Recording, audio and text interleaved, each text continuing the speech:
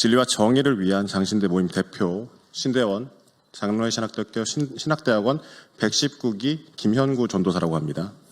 저는 오늘 이 시간 한국교회와 목회자 그리고 신학생 분들에게 한 가지 부탁드리는 심정으로 이 자리에 나왔습니다.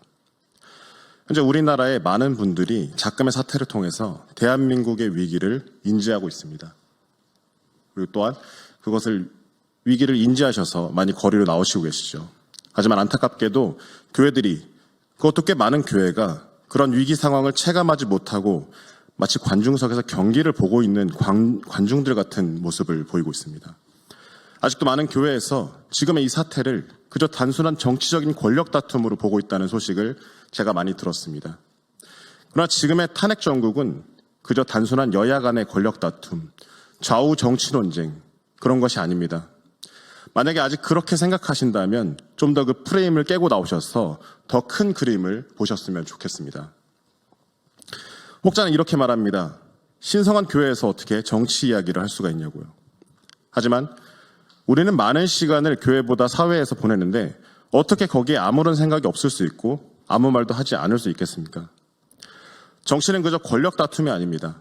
세상을 어떠한 가치관으로 운영할 것인가에 대한 싸움입니다. 제가 드리고 싶은 말씀은 단순히 누군가를 지지하자, 특정 정당을 지지하자는 말이 아닙니다. 저는 그저 교회가 사회에서 발언할 때에도 성경에 근거해서 하나님의 공의와 가치관을 따라가야 한다는 말씀을 드리고 싶습니다. 다만 지금 현재 그 하나님의 공의와 가치관을 반대하는 세력이 확실하게 드러났음을 우리가 알고 있습니다. 저는 적어도 교회만큼은 그것을 분별할 수 있어야 한다는 말씀을 드립니다. 그렇다면 그런 세력을 향해서 싸워야 하지 않겠습니까? 아니면 적어도 우리 성도들을 향해서 그런 것들에 대해서 알려줄 수 있어야 한다고 생각합니다.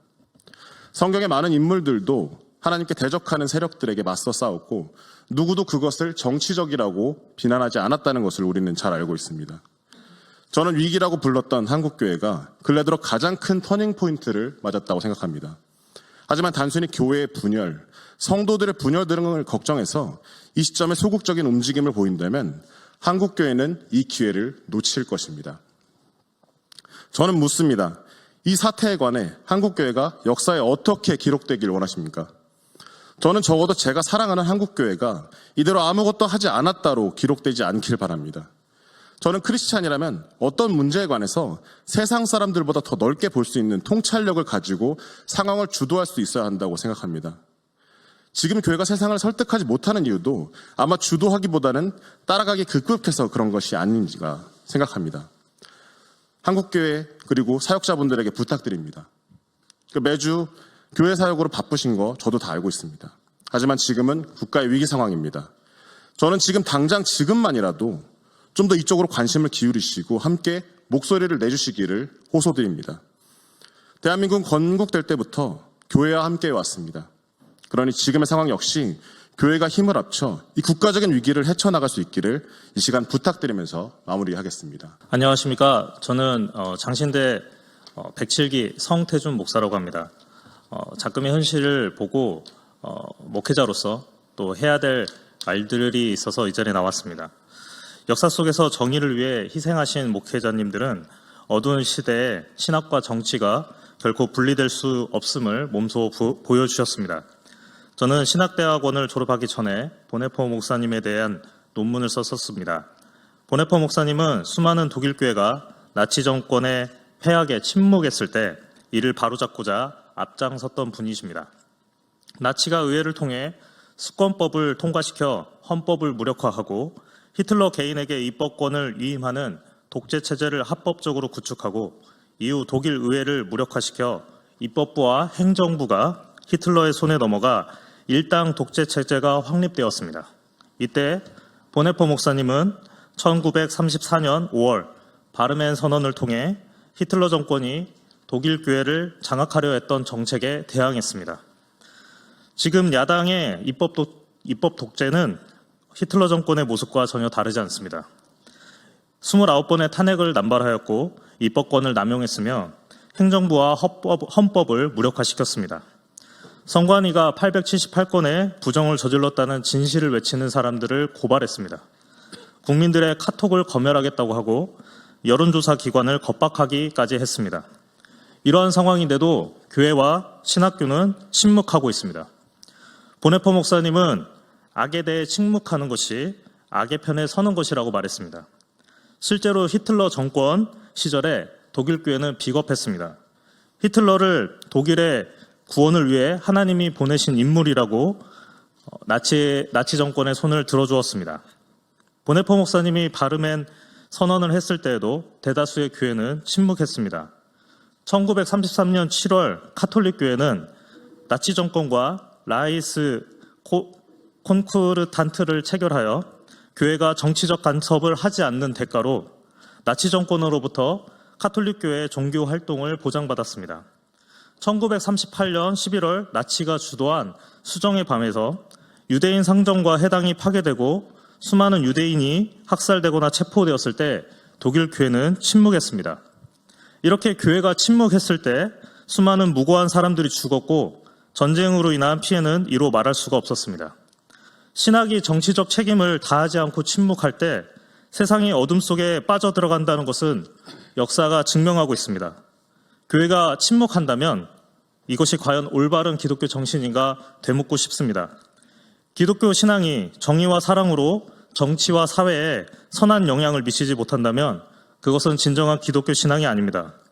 교회와 신학교가 정치적으로 침묵하거나 방관한다면 고통받는 사람들의 아픔을 외면하고 불의와 타협하는 것입니다. 저는 작금의 현실에 수많은 한국교회와 저에게 많은 가르침을 주었던 장로신학대학교가 정치적 발언을 잘못된 것이라 말하지 않고 표현의 자유를 억압하지 않으며 한쪽으로 치우쳐진 신학에서 돌이켜 올바른 하나님의 나라를 세우는 교회와 신학교가 되고 세상을 선하게 변화시키는 올바른 신학의 요람이 되기를 간절히 바라고 있습니다. 네, 반갑습니다. 저는 장로의 신학대학교의 김초롱 교수입니다. 지난주 수요일 3월 21일 저희 학교 정문 앞에서 윤석열 대통령 탄핵 반대 학생들의 시국선언이 있었습니다. 학생들이 시국선언을 준비하는 중에 3월 8일 신대원장 B 교수가 교수평의 단톡방에 돌연 시국선언에 참석하기로 한 학생들 31명의 명단을 공개했습니다. B 교수는 다음 학생들이 탄핵 반대 집회 참석 동의한 학생들이니 지도 부탁드립니다 라고 말하고 졸업생이 아닌 외부인은 참여 불가, 집회 포스터에 학교를 상징하는 로고를 떼도록 지시했다고 말하면서 이를 어길 시에는 징계하겠다고 말했습니다. 학교에서 장소를 허락하지 않아서 광진경찰서에서 집회 신고를 마치고 하는 합법 시위고 사방 도로가 다 열려있는 주택가 도로에서 하는 집회인데도 재학생과 졸업생 외 외부인이 참석할 경우 이 집회에 참여한 학생들을 징계하겠다는 것은 명백하게 집회를 방해하려는 의도로 보입니다. 학생들의 담임 교수들로 하여금 지도하라고 요구하는 것은 헌법이 보장한 집회와 시위의 자유, 표현의 자유를 막는 몰상식한 행위입니다. 심지어 징계하겠다는 것은 교수의 위력을 동원하여 자유의사를 억압하는 협박으로 보이고 또한 직권남용이라고 생각됩니다. 3월 8일 학교 게시판에 대협력처장인 S 교수는 또 다른 글을 올려서 학교의 공식적 입장을 밝혔습니다. 학교가 특정 정치적 입장을 대변한다는 오해를 피하기 위해서 교내 집회를 허락하지 않았으며 시국선언 집회 포스터에 학교 로고를 쓰지 말도록 지시한 거라는 그런 내용이었습니다. 하지만 장신대 교수님들은 학교가 특정 정치적 입장을 대변하는 공간이 되지 않도록 해야 한다는 원칙을 이미 지키지 않았습니다. 작년 12월 13일에 장신대 교수평의회는 윤석열 대통령 탄핵을 촉구하는 시국선언문을 발표했습니다. 선언문에 이름을 명기한 64명의 교수들 외에 저처럼 동의하지 않는 교수들이 10명이나 있었는데도 장로의 신학대학교 교수평의회 일동이라는 공식적인 호칭으로 선언문을 발표했습니다. 또 문제는 극시국 선언문이 지금도 장신대 홈페이지에 버젓이 게시되어 있는 것입니다. 학교가 특정 정치적 입장을 대변하는 공간이 되지 않도록 해야 한다는 원칙을 학생들에게는 추상같이 지킬 것을 요구하면서도 교수들 자신은 대놓고 지키지 않았습니다. 장신대 총장은 작년 12월 12일 홈페이지 총장 칼럼란에 긴 글을 올려서 윤석열 대통령을 정신 나간 대통령이라고 부르면서 이 추운 때 젊은이들이 광장에 모여 다시 촛불을 들었습니다라고 하면서 탄핵 찬성 집회를 옹호하는 글을 올렸습니다. 총장 역시 학교가 특정 정치적 입장을 대변하는 공간이 되지 않도록 해야 한다는 원칙을 위반한 것입니다. 그는 심지어 자신의 특정 정치적 견해를 지난 3월 4일 입학 예배 시간에 설교를 통해서 또다시 선포했습니다. 외부인들이 장신 공동체가 특정 정치적 입장을 갖고 있다는 오해를 갖지 않도록 하기 위해 학생들에게는 학교 로고조차 사용하지 말라고 지시하고 어길 시에는 징계하겠다고 말하면서 교수들과 총장은 자신들의 특정 정치적 입장을 공공연하게 장신대라는 공간 안에서 여과 없이 선언한 것입니다. 또한 작년 12월 14일 저희 학교 재학생 또 졸업생이 시국선언문, 즉 윤석열 탄핵을 찬성하는 시국선언문을 발표할 때 학교 로고와 학교 이름이 새겨져 있는 깃발에 윤석열을 탄핵하라는 구호가 적혀 있는 그런 깃발을 사용했다는 것을 보여주는 사진들이 있는데 그 사진들이 학교 홈페이지에 게시판에 지금도 게시되어 있습니다. 그럼에도 불구하고 탄핵을 찬성한 학생들에게는 그 학교 깃발, 로고를 사용한 것에 대해서 아무런 징계도 하고 있지 않으면서 탄핵에 반대하는 학생들은 같은 이유로 징계하겠다는 것은 전형적인 이중잣대, 내로남불, 표리부동의 삶 표본입니다.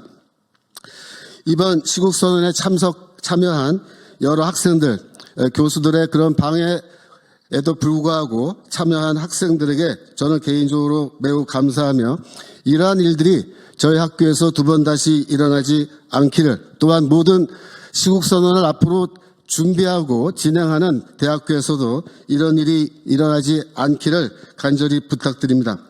아직 탄핵 반대 시국선언을 하지 않은 대학교의 모든 학생들은 저희 학교의 경우를 참고하시고 더욱더 용기를 내어 이 일에 동참해 주시면 감사하겠습니다. 이상입니다.